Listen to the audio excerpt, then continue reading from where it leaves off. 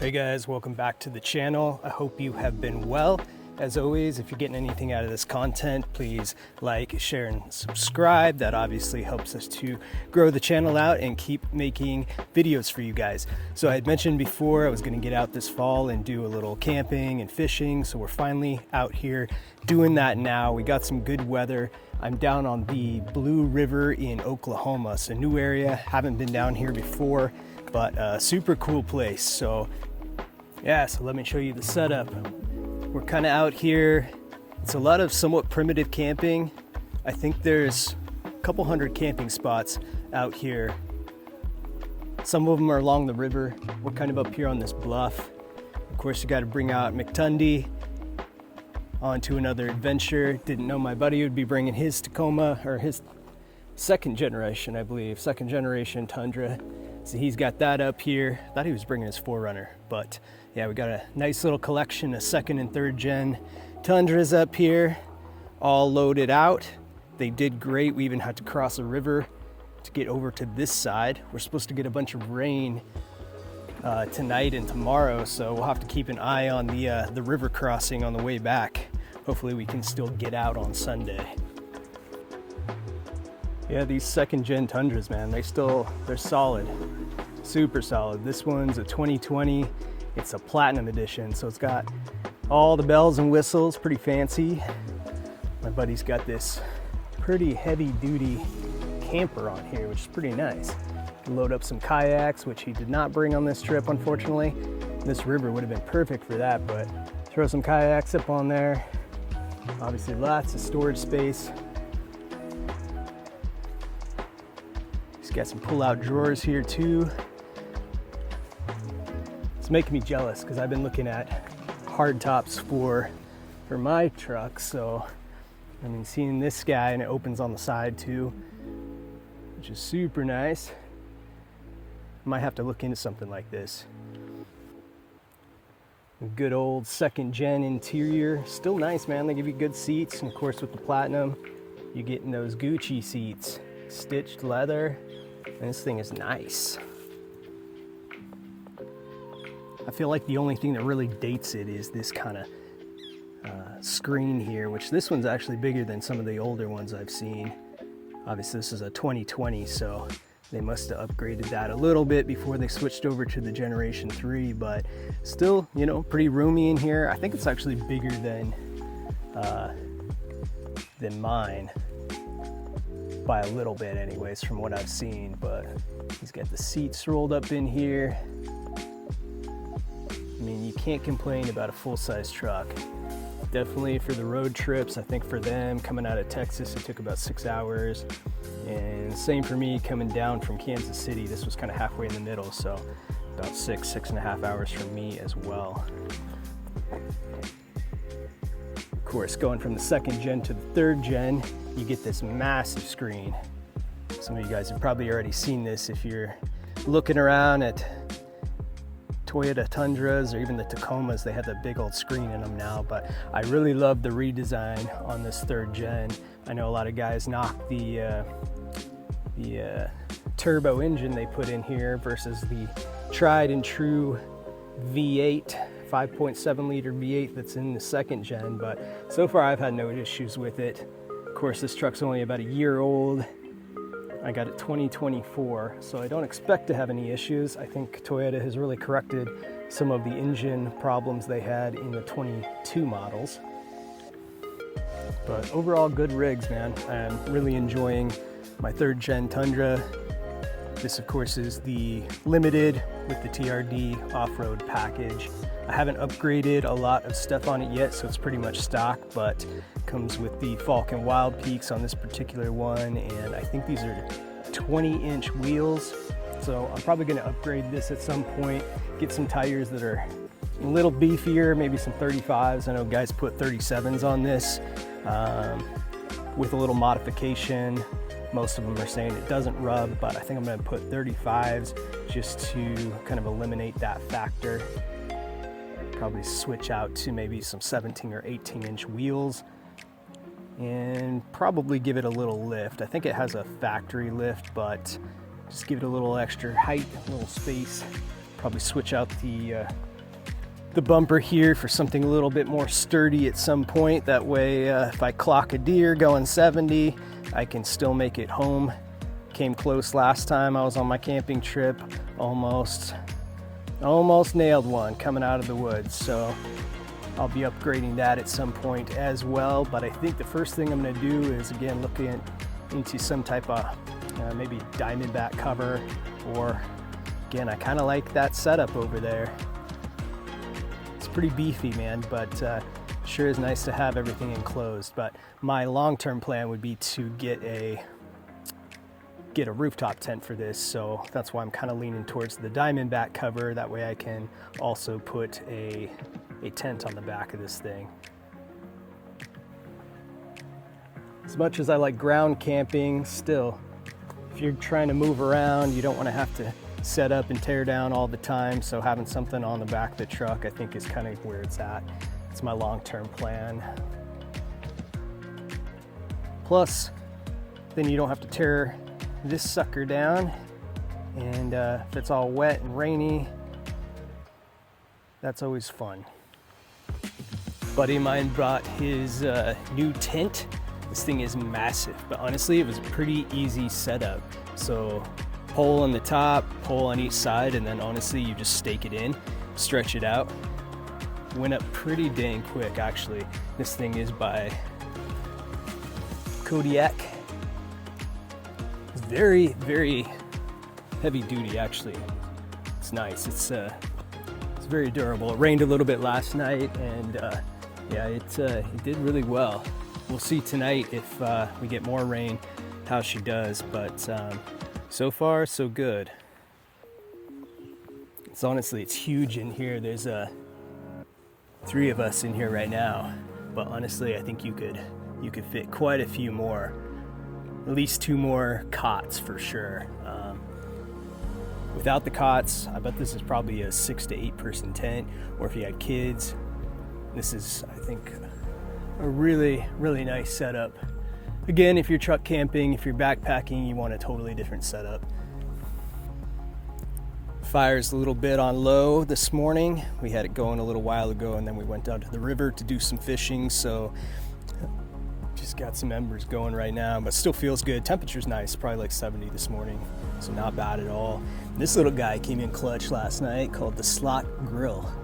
Just threw some coals in there, and we were able to cook over that, and yeah, it came in really handy since, of course, this is a little bit more of a primitive campground, and it doesn't have any grills or anything like that you can lay over the fire. So this guy coming in clutch.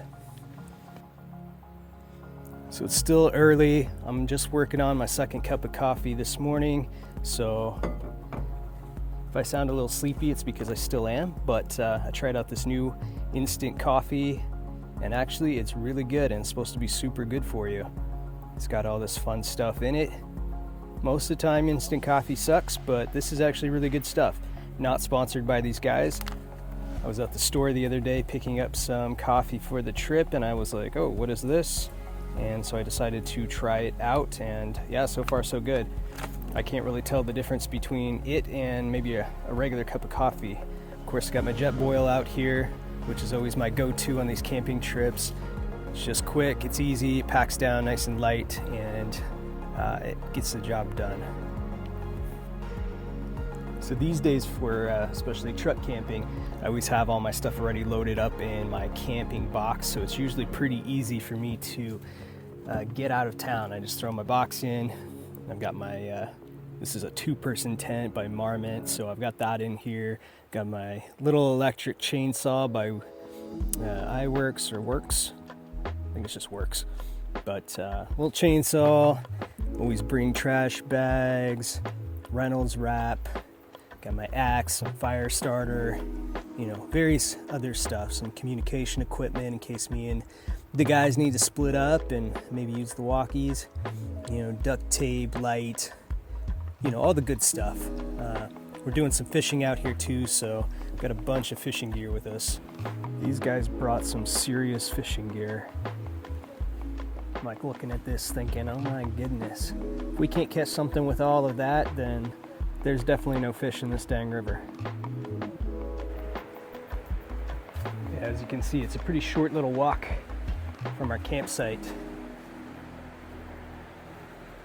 down this little hill here, which is nice though, because if the rain comes in, we're high enough that we shouldn't have to worry about any, flooding or getting washed out or anything. Obviously, anytime you're going to camp, try to camp on high ground, especially if you know that there's going to be any rain coming in. Especially, that should be a reminder after that crazy incident in Texas earlier this year, that massive flood that happened and kind of washed away that camp, and lots of lives lost, unfortunately. But yeah, always camp uphill, and know your surroundings, know your forecast.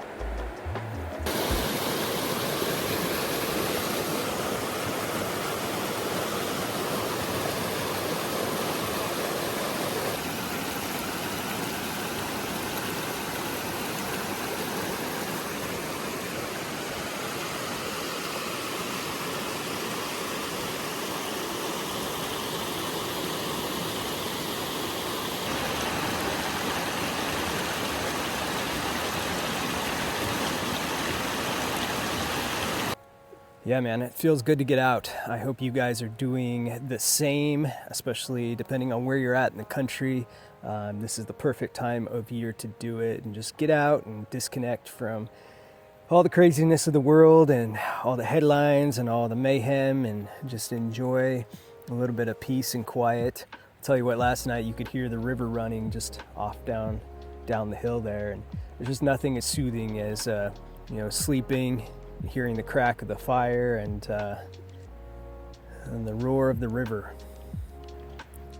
I think I mentioned in some other videos, my wife and I just had our first little guy, and he's the cutest little thing, man. But I tell you what, the last 3 months, obviously all you dads and moms out there, you're just not getting a lot of sleep, and you feel off most days. It's like Groundhog Day all over again, and you just feel like the days and the weeks go by in kind of a blur. So this has been my first time to actually get out since he came, and I can't say I slept super well. I think my first night of camping is always a little rough, just trying to get used to different sleeping setup, but man, it was quiet, that is for sure. Hats off to my wife. She was gracious enough to tell him, maybe she was just tired of me, I don't know. She's like, just get out of the house. I know you've been pent up in here and I need you to go relax. But props for her taking care of the little guy so I could get out here and just enjoy a little bit of time in nature and time with some buddies, catching up, and just enjoying the fire, and hopefully we'll catch some fish. I know one of my buddies caught some stuff last night, but I was fishing for the last probably 45 minutes, and I did not catch anything yet, not even a bite. So I decided I would head back up here to the bonfire and record a little bit, show you guys around the camp, and finish taking in some of my morning coffee here, and just enjoy the time while I've got it. Yeah, it's such a different pace of life. It reminds you that there's so many other things that we get caught up doing, and the hustle and the bustle of every day, and the work and the grind and all the stuff. And again, the world can be heavy, the headlines, the politics, all the BS out there. And it's times like these I come out to a place like this, and the world hasn't changed too much here. When you get out to the woods and you see the river, it just keeps running, and it's very unaffected by all the other goings on in the world. It doesn't know who's the president. It doesn't know what's happening in the Middle East or in Europe. It's just, it's timeless in some ways. It's just good, again, to be reminded of that kind of keeps things in perspective. Thankfully, we found enough firewood that's been keeping us going. So we kind of scoured the woods and brought our saws and whatnot, so we were able to keep the fire going pretty well through the night. And still looks like we'll have plenty to either take home or leave behind for somebody else for the next group of campers.